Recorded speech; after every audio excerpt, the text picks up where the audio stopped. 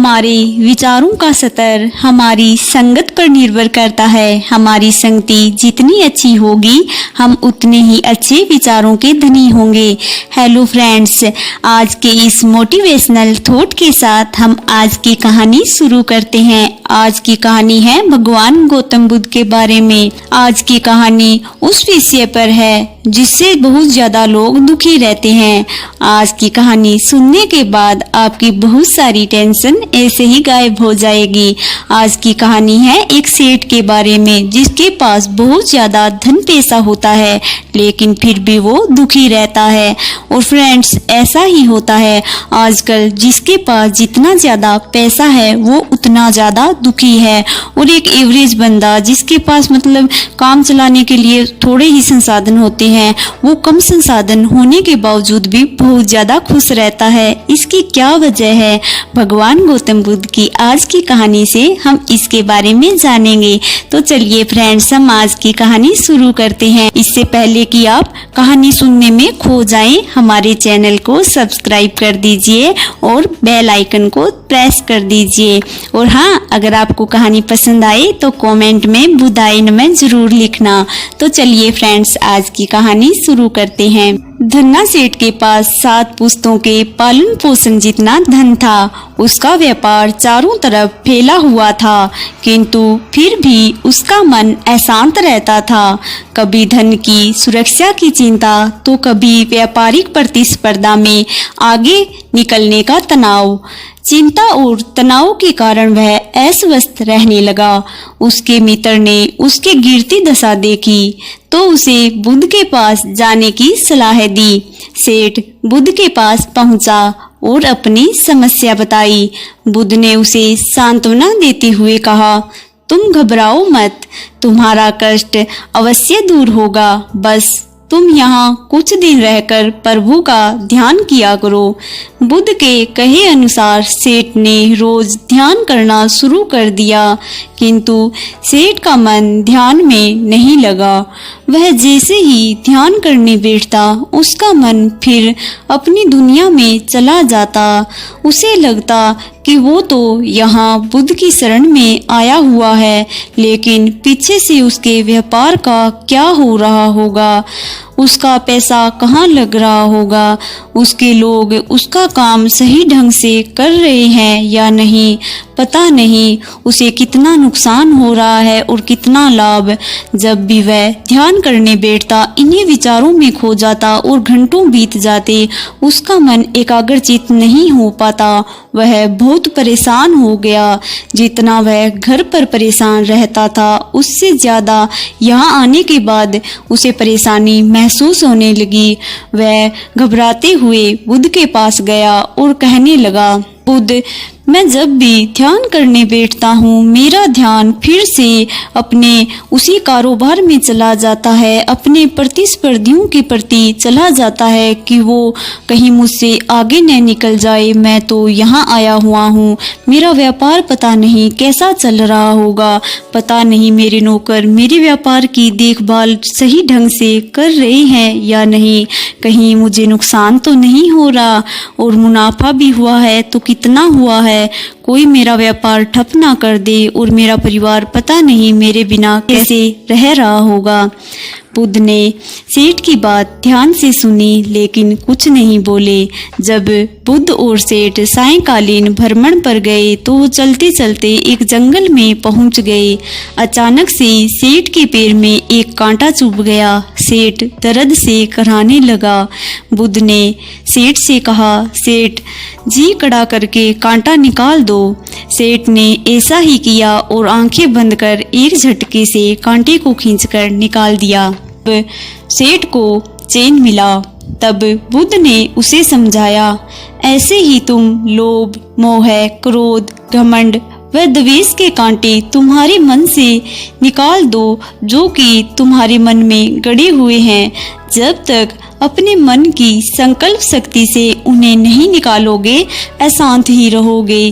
सेठ का अज्ञान बुद्ध के इन शब्दों से दूर हो गया और उसने निर्मल हृदय की राह पकड़ ली। अब सेठ जब भी ध्यान करने बैठता उसे याद आता कि उसे इन विचारों में नहीं पड़ना है। वह पूर्ण रूप से एकाग्रचित होकर ध्यान करने बैठता और इन विचारों पर ध्यान किए बिना ही इन विचारों को अपने मन से जाने देता। धीरे धीरे सेठ को ध्यान करने की आदत पड़ गई और ध्यान करने के बाद उसका मन एकाग्रचित होने लगा। अब उसका हृदय बुद्ध की संगत से बिल्कुल निर्मल हो चुका था, क्योंकि उसने अपने मन पर काबू कर लिया था और अनावश्यक विचारों से स्वयं को परेशान नहीं होने दिया था। अपनी कुप्रवृत्तियों से मुक्ति के लिए भी संकल्पबद्धता अनिवार्य है। जब तक व्यक्ति दृढ़ निश्चय न कर ले वह अपनी गलत आदतों से मुक्त नहीं हो सकता। इसीलिए जब भी हम ऐसी परिस्थिति में फंसे हों जहां हमें लगे कि हम अपने विचारों से मुक्त नहीं हो पा रहे हैं और हमारे विचार हमारे दैनिक जीवन पर हावी हो चुके हैं और हमें लगातार परेशानियों में डाल रहे हैं, हमें इन्हीं विचारों के कारण लगातार गुस्सा आ रहा है। जब भी कोई व्यक्ति हमसे बात करता है हम चिड़चिड़ेपन में उसकी बातों का जवाब गलत तरीके से देते हैं, जबकि वो व्यक्ति हमसे बहुत प्यार से बात कर रहा होता है। इन सब में उस सामने वाले व्यक्ति की तो कोई गलती नहीं होती, लेकिन हम अपने मन के इन्हीं विचारों और ऊहापोह में सदा उलझे रहते हैं और हमसे जो भी बात करता है हम गुस्से में उसका जवाब गलत तरीके से देता है। ऐसा हम सबके साथ होता है, लेकिन हमें इन सब से मुक्ति पाने के लिए और अपने जीवन को खुशहाल बनाने के लिए अपने मन को नियंत्रण में लाना आवश्यक है। जब तक हमारा मन नियंत्रित नहीं होगा हम दूसरे लोगों की कही हुई बातों को, दूसरों की प्रगति को देखकर और हमारे पास सब कुछ होने के बावजूद भी हम दुखी रहेंगे, क्योंकि कभी हमें लगेगा कि उस व्यक्ति के पास कितना पैसा है और हमारे पास शायद उससे कम है। वो व्यक्ति देखो कितने ऐशो आराम से अपनी जिंदगी जी रहा है, मेरे पास तो गाड़ी भी नहीं है। वो देखो कितनी बड़ी बड़ी गाड़ियों में घूम रहा है, इसके पास तो कितना पैसा है, अरे ये तो कितना सुखी है। लेकिन फ्रेंड्स ऐसा मत सोचना, जिसके पास जितना पैसा है वो उतना ही दुखी रहता है।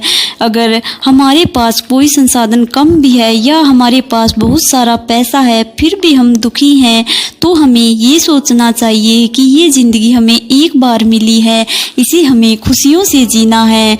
चाहे कुछ भी हो जाए हमें दुखी नहीं होना है। ज़िंदगी दोबारा नहीं मिलती, हमें अपने ज़िंदगी के हर पल को एंजॉय करना है, खुशी से गुजारना है। कहते हैं ना कल हो ना हो। कोरोना आने के बाद ये तो हम समझ ही चुके हैं कि ज़िंदगी का कोई भरोसा नहीं। हो सकता है हम आज जी रहे हैं और कल पता नहीं हम लोगों के बीच में रहे या ना रहे। कितने ही लोग हमारे बीच से ऐसे चले जाते हैं जैसे कि एक सपना सा लगता है। हमारे पास जितना जो कुछ है उसमें खुश रहना सीखो, और अगर कुछ कमी भी है तो उसे दूर करने के लिए कड़ी मेहनत करो। उसे दिमाग पर हावी मत होने दो कि मेरे पास ये कमी है। बस जितने संसाधन है उसमें खुश रहो, अपने मन को नियंत्रित रखो और सोचो कि हाँ आज शायद थोड़ी सी कमी है, लेकिन मैं कल अच्छे से काम करके, अच्छे से मेहनत करके, अच्छे से पढ़कर और अच्छे से अपना बिजनेस करके उस कामयाबी को प्राप्त कर ही लूँगा और कल मेरे पास कोई भी कमी नहीं रहेगी। लगातार प्रयास करते रहिए, ज़िंदगी में आगे बढ़ते रहिए, देखना एक दिन आपके पास किसी भी चीज़ की कमी नहीं रहेगी। और बाई चांस आप हार भी जाओ तो फिर भी गिव अप मत करना, आगे बढ़ते रहना। ज़िंदगी रुकने का नाम नहीं, बस आगे बढ़ते रहने का नाम है। आप एक दिन ज़रूर कामयाब होगे, इसीलिए अपने मन को नियंत्रित रखिए। दूसरा चाहे कितना भी उसके पास पैसा है, उसके पास शोहरत इज्जत है, लेकिन अपने आप को कभी कम मत समझो। हो सकता है वो सब संसाधन होने के बावजूद भी बहुत दुखी हो और आप कम में भी खुश रह सकते हैं। खुशी हमारे खुद के ऊपर डिपेंड करती है, न कि हमारे संसाधनों पर। हम चाहे कितना भी अच्छा खाना खा लें, कितने भी बड़े रेस्टोरेंट में खाना खा लें, हम दुखी ही रहेंगे जब तक हमारा मन हमारे नियंत्रण में नहीं रहेगा। इसीलिए अपने मन को नियंत्रित करना सीखो। दूसरों से जलो मत, दूसरों की खुशी में शामिल होकर उनकी खुशियों को बढ़ाओ और दुख में शामिल होकर उनके दुख को घटाओ। और अपने भगवान में ध्यान रखो, अपने कर्मों को अपने भगवान को समर्पित करते चलो। ये प्रकृति, ये भगवान, आप जिससे भी मानते हैं उस पर अपना भरोसा रखो, क्योंकि ये भरोसा आपकी एक मजबूत डोरी की तरह है जो आपको कभी गिरने नहीं देता। जिस तरह पतंग मजबूती से डोरी से बंधी रहती है और गिरती नहीं है, उसी तरह प्रकृति से और अपने भगवान से जुड़े रहिए और हमेशा खुश रहिए। जैसा कि हम आपको अपनी हर वीडियो में बताते हैं, आप खुद भी खुश रहिए और दूसरों में भी मुस्कान बांटते चलिए, जिससे कि मुस्कुराने की ये सीरीज आगे से आगे बढ़ती रहे और एक दिन पूरी दुनिया मुस्कुराए। तो फ्रेंड्स, आपको हमारे भगवान गौतम बुद्ध जी की कहानी कैसी लगी? उसमें जो शिक्षा दी गई है उसे ध्यान में रखना है और हमेशा खुश रहना है। हमारा अटेंशन लाइफ में कुछ बहुत बड़ा करने का होना चाहिए, लेकिन ऐसे भी नहीं कि उस बड़े को पाने के लिए आप रोज की छोटी छोटी खुशियां और वो खुशियों के पल खोते चलो। उस हर एक पल को जीते हुए अपनी मंजिल की तरफ बढ़ना, देखना एक दिन आप वो सब कुछ पा लोगे जिससे पाने का सपना सबका होता है। और एक बात याद रखना, आपके पास जो कुछ भी है वो भी पाना किसी और के लिए सपना है। इसीलिए हमेशा जितने भी संसाधन है उनके साथ खुश रहिए, मुस्कुराइए और फुल मस्ती करिए। पता नहीं ये जिंदगी कितने दिनों की होती है और हमेशा डर के नहीं रहना है कि कल मर जाएंगे, ऐसा भी नहीं सोचना है। बस खुश रहना है, जितना जो कुछ भी आपके पास है उसमें मस्त रहना है। अपने परिवार वालों के साथ फुल मस्ती करनी है, उनके साथ टाइम स्पेंड करना है और छोटी छोटी बातों की वजह से अपने मूड को बिल्कुल भी खराब नहीं होने देना है। ऐसे कोई भी आपका मूड खराब कर जाए तो सोचिए कि इसका शायद दिमाग खराब है, मैं अपने दिन को और इस पल को, इस समय को क्यों खराब करूं। बस जितना समय आपको एंजॉय करने के लिए मिले उतना एंजॉय करिए, फैमिली के साथ स्पेंड करिए। देखना धीरे धीरे आपकी ज़िंदगी खुशनुमा हो जाएगी और आपको खुश रहने की आदत लग जाएगी, जो कि बहुत ही अच्छी आदत है। कहते हैं ना, 1 महीने तक ट्राई कर लीजिए, आपको कोई भी आदत लगानी है तो।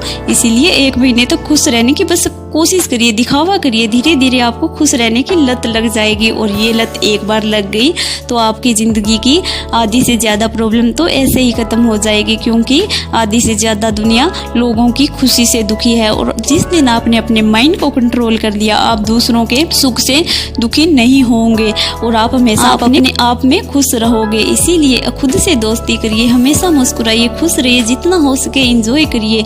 लाइफ आपको सिर्फ एक बार मिलती है, छोड़ दीजिए सारे झंझट की कल क्या होगा, पीछे क्या हुआ, इन सब में कुछ भी नहीं रखा है। बस मस्ती करते चलिए, एक एक पल को एंजॉय करते चलिए। जितना टाइम आपको अपने बिजनेस पढ़ाई करने के बाद मिले उसे स्पेंड कीजिए अच्छे से, खुशी से।